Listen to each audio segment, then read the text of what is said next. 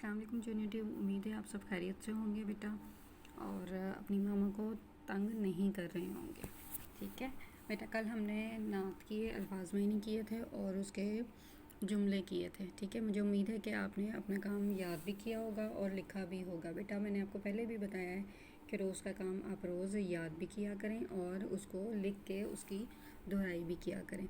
बेटा आज आपका सफ़ा नंबर 7 पे है तफ़हीम सवालात के जवाबात लिखें।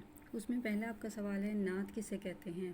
बेटा नात ऐसी नज़म जिसमें नबी करीम सल्लल्लाहु अलैहि वसल्लम की तारीफ़ की जाए।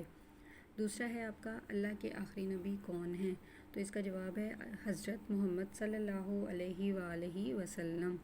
तीसरा सवाल है आपका रब की किताब से कौन सी किताब मुराद है। बेटा रब की किताब से मुराद है कुरान पाक, कुरान मजीद।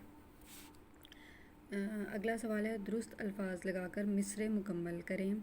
ऑप्शंस आपके पास हैं सब, रस्ते, प्यारे, बुरे और आखिरी।